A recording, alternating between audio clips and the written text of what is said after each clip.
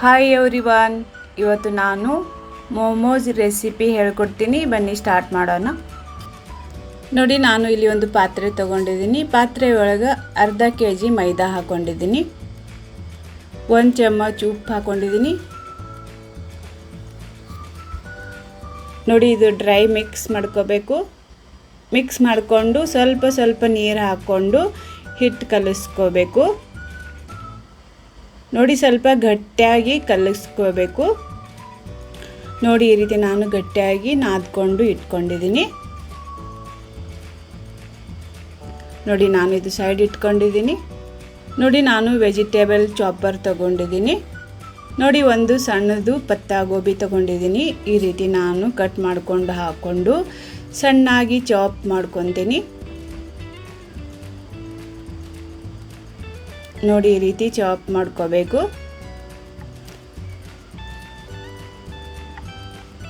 ನೋಡಿ, ಈ ರೀತಿ ಸಣ್ಣಾಗಿ ಚಾಪ್ ಮಾಡ್ಕೊಂಡಿದ್ದೀನಿ. ನೋಡಿ, ಒಂದು ಈರುಳ್ಳಿ ಹಾಕ್ಕೊಂಡಿದ್ದೀನಿ. 8 ಹಸಿಮೆಣಸಿನ್ಕಾಯಿ ಹಾಕ್ಕೊಂಡಿದ್ದೀನಿ. ಹಾಕ್ಕೊಂಡು ಇದು ಸಣ್ಣಾಗಿ ನಾನು ಚಾಪ್ ಮಾಡ್ಕೊತೀನಿ.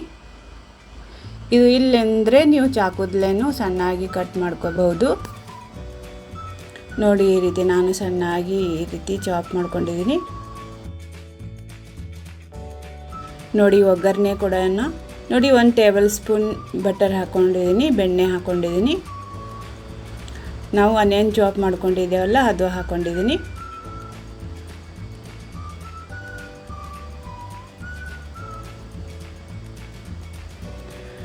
ಶುಂಠಿ ಬೆಳ್ಳುಳ್ಳಿ ಕುಟ್ಕೊಂಡು ಹಾಕ್ಕೊಂಡಿದ್ದೀನಿ.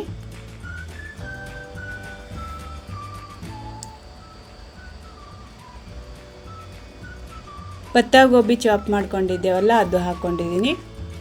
ಹಾಕ್ಕೊಂಡು ಚೆನ್ನಾಗಿ ಮಿಕ್ಸ್ ಮಾಡಿಕೊಂಡು ಸ್ವಲ್ಪ ಹುರ್ಕೋಬೇಕು.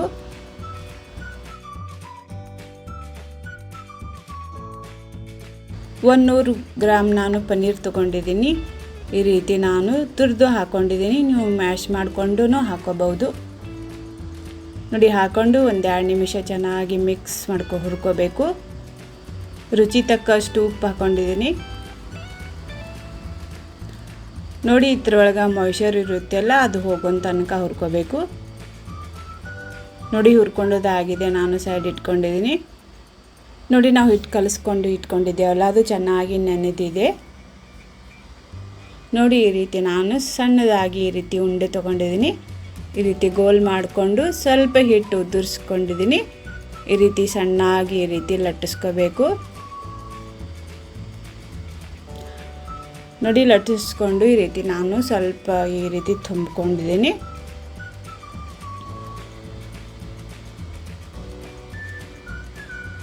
ಈ ರೀತಿ ಮಿಕ್ಸರ್ ತುಂಬಿಕೊಂಡು ಈ ರೀತಿ ನಾನು ಫೋಲ್ಡ್ ಮಾಡ್ಕೊಂಡಿದ್ದೀನಿ. ನೋಡಿ, ಈ ರೀತಿ ಸೈಡ್ ತೊಗೊಂಡು ಈ ರೀತಿ ನಾನು ಫೋಲ್ಡ್ ಮಾಡ್ಕೊತಾ ಹೋಗಿದ್ದೀನಿ. ನೋಡಿ, ಈ ರೀತಿ ಫೋಲ್ಡ್ ಮಾಡ್ಕೋಬೇಕು. ನಿಮಗೆ ಯಾವುದು ಶೇಪ್ ಬರುತ್ತೆ ಅಲ್ಲ, ಅದು ಶೇಪ್ ಮಾಡ್ಕೋಬಹುದು. ನೋಡಿ, ಈ ರೀತಿ ನಾನು ಈ ಡಿಸೈನ್ ಮಾಡ್ಕೊಂಡಿದ್ದೀನಿ. ನೋಡಿ, ಇದು ನಾನು ಮತ್ತೊಂದು ತೋರಿಸ್ಕೊಡ್ತೀನಿ.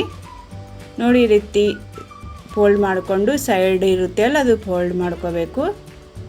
ನೋಡಿ, ಈ ರೀತಿ